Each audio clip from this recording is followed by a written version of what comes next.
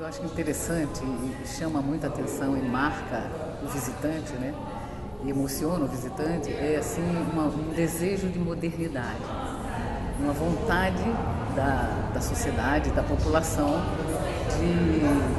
de se renovar, de mudar, né? Que está presente, essa vontade está presente na grande parte das suas representações arquitetônicas.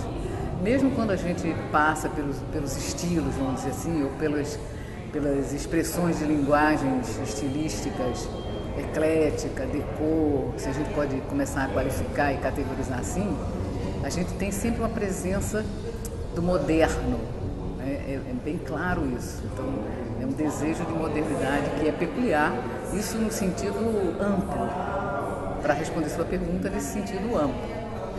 Claro que a gente pode começar a focar os materiais utilizados, os princípios da arquitetura moderna que estão claros em alguns exemplares, da arquitetura da década de 1970, aquela arquitetura brasileira, concreto, cerâmica, o uso do branco para destacar planos e volumes nas arquiteturas a partir da década de 1970.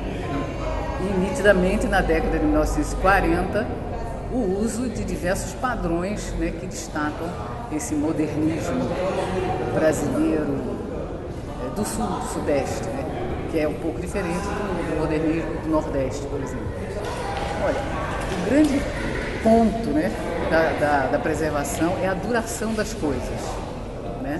Então, qual é a possibilidade, quais são as possibilidades, quais são as alternativas que nós temos de garantir a permanência de alguns valores, e valores representados nas arquiteturas ou nos estabelecimentos urbanistas, né, das nossas cidades, os padrões urbanísticos das nossas cidades. Eu acho que essa é uma luta de todos, né? Uma luta, um trabalho, não vou falar luta porque aí dá um sentido um pouco pode ser negativo, mas é um trabalho comum, né? Então a gente tem que precisa associar a população, e a população começando com a juventude, né? Até mesmo no ensino fundamental, né? Porque quando no ensino fundamental você direciona para a universidade, direciona as escolhas, né? E aí os engenheiros, os arquitetos, os sociólogos, os pedagogos vão todos trabalhar em conjunto para isso. E claro que esses estudantes formados na universidade se estabelecerão nos quadros públicos. Então o governo é produto dessa formação. Então a preservação integrada, ela só pode ser conseguida de uma maneira mais ajustada se a gente trouxer o aluno da escola fundamental para o nosso campo. Isso é importante a gente fazer. Eu acho que hoje isso está bem melhor do que há 20, 30 anos atrás. Acho que cada vez mais as pessoas estão atentas, né, que é necessário conservar, né? E o mundo está pronto, o que é preciso é conservá-lo. Duas edificações me chamaram muita atenção, três, vamos dizer assim. A igreja de Santa Rita, o colégio do Oscar Niemeyer, lá em cima, e aquela residência do Lucimar, aquela mais antiga que ele tem, com aquela menorzinha que tem uma implantação meio esconsa no terreno. Eu acho aquilo muito bonito, muito interessante, como aquela casa se dá para a avenida. E também o outro edifício, também do próprio Lucimar, que fica numa esquina, onde ele resolve um terreno difícil, usando o pilotis, o terraço-jardim. Essas edificações, elas são edificações que se dão ao terreno, se colocam no terreno, se dispõem ao lugar, né? Se a gente for observar, essa vamos dizer assim, a categoria ou a qualidade mais alta dessas edificações do moderno, né? Do estilo, vamos dizer assim, modernista que a cidade tanto preserva, né? Bom, a gente tem um plano, para entender o plano do turismo, né? a gente precisa, vamos dizer assim, direcionar esse turismo, qualificar esse turismo. É um turismo arquitetônico, é um turismo cultural. Então, como é que a gente vê o que é o turismo, né? As cidades que não são polos, né, como Cataguases não é um polo na região. Cataguases está na área de abrangência de Juiz de Fora, né? Então ela decorre, né, dessa situação a preservação desse patrimônio, né? Então é preciso chamar atenção para ele. É preciso trazer os estudantes de arquitetura, né? É preciso que os professores de arquitetura, que os nossos arquitetos, né, maiores, tanto que a gente tem hoje aqui nesse congresso a presença do arquiteto Marcelo Ferraz, que é hoje uma dos nossos, enfim, maiores, né, e melhores representantes da atuação do arquiteto, da ação do arquiteto face à preservação, né? O trabalho do Marcelo Ferraz é nitidamente voltado para esse ponto, né? Para esse nosso objetivo do Congresso. Então, o Congresso realizado aqui traz essas pessoas, né? Propicia o encontro dessas pessoas, propicia aos estudantes conhecerem essas pessoas, né? Teóricos, arquitetos de projeto, enfim, historiadores da arquitetura estão aqui reunidos no sentido de promover conhecer e reconhecer esse patrimônio. Essa é a importância. E isso, certamente, o poder público vai estar atento, né, a esse movimento. Cataguases me surpreendeu, né? Eu acompanhei meio lateralmente o processo de tombamento de Cataguases pelo IPHAN, né, o estudo de tombamento pelo IPHAN, e aí, né, mais ou menos conheci de fora, né, de uma ação protetora, mas com base na legislação, né, na aplicação da legislação.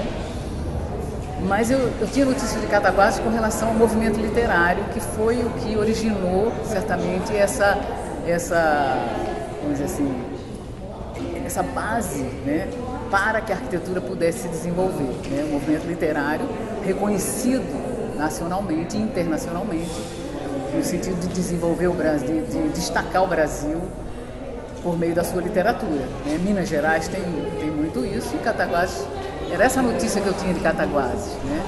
O desenho feito pelos seus literatos e depois pelos arquitetos que vieram nessa onda, vamos dizer assim.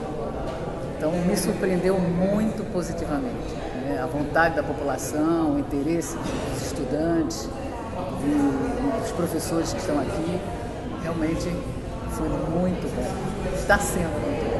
O IPHAN, quando ele tomba individualmente, né, ele mantém um sentido de proteção da pureza daquele momento, da integridade do bem, do imóvel naquele momento, que seja mantida essa integridade.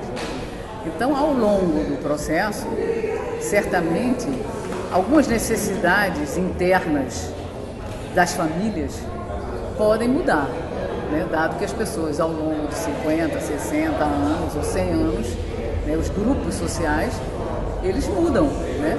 Você precisa colocar uma lavanderia, você precisa ter um computador. Então, como fazer para adequar o espaço a essas necessidades, vamos dizer assim, temporalmente definidas? Então, quando você tem um imóvel, você tem a relação desse imóvel com o lugar. Então, isso deve ser mantido. O que é isso? São as características dos elementos de arquitetura, dos elementos de composição, né? Volumetrias, esquadrias, materiais, e principalmente a garantia do entorno desse imóvel, porque a arquitetura ela não fala sozinha, a arquitetura fala com o lugar, né? Então as relações de diferença e de articulação com o lugar têm que ser também garantidas, não é isso? Então a gente não pode ter quebras súbitas de gabarito, né? A gente não pode ter ruas, os parâmetros urbanísticos rompidos de repente, e aí transformar o imóvel tombado isoladamente numa ilha. Então há que ter critério e há que ter um acompanhamento, né? Mas principalmente uma promoção do conhecimento. As pessoas que usam, as pessoas que transitam, as pessoas que vivem, inclusive, daquele valor, né? Elas têm que reconhecer que aquilo é importante ser mantido, ser mantido. E o que importa é a duração daquilo. A gente fala muito a palavra sustentabilidade. Sustentabilidade significa duração, permanência, né? É isso que caracteriza a palavra. Sustentabilidade é um atributo do que permanece. Permanece para o futuro, né? Garantir que aquele valor, que aquela estética, que aquela, enfim, que aquele lugar seja sempre valorizado, né? Sempre utilizado, né? Eu não estou dizendo que uma residência não possa mudar de uso, né? Caracteriza bem a boa arquitetura poder ser utilizada de diversas maneiras e poder ser adaptada, né? Então, temos que garantir isso. Eu acho que o papel do IPHAN é acompanhar, é monitorar, como se chama a palavra técnica, monitorar, mas acompanhar, estar ali cuidando, divulgando, promovendo e estudando, né, o que a sociedade está querendo para manter, para preservar, para sustentar. O IPHAN faz parte do poder público, né?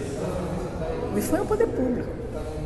A gente pode talvez diferenciar o poder municipal, né? Dado que o IPHAN é uma categoria federal, né? E quando o IPHAN vem e tomba, preserva, ele é o responsável, né? O trabalho de articulação dos interesses, dos diversos interesses, né, sociais, deve ser feito pelo IPHAN. Quer dizer, essa chamada conservação integrada, no sentido de identificar os agentes que positivamente podem atuar, é um papel do IPHAN também. Mas isso também vem da sociedade, há a demanda da sociedade, né? É claro que o poder público, como representação dessa sociedade, né, o poder governamental, vamos dizer assim, porque a palavra pública ela abrange todo mundo, né? A palavra pública abrange o público e o privado, né? Vamos falar de governamental, né? Então, o poder governamental, ele está ali representando isso, então ele tem que garantir que essa regulamentação seja cada vez mais aperfeiçoada, cada vez mais aprimorada no sentido da permanência, no sentido da duração desses valores. Afinal de contas, esses valores são valores universais e atemporais. É isso? Por isso que nós estamos aqui hoje, né? Para garantir que a temporalidade desse espaço seja mantida atemporalmente. É isso? Vamos tirar o tempo. Nós não podemos dizer assim, Cataguases parou no tempo. Não, Cataguases quer garantir que o tempo, né, que esse tempo seja valorizado, né, que ele seja usado, que ele seja... Mas isso é, quando eu falo Cataguases, eu estou falando tanto o poder governamental quanto a sociedade, os grupos, né? E aí a juventude, né, os jovens é que estarão com a lei, né, na mão.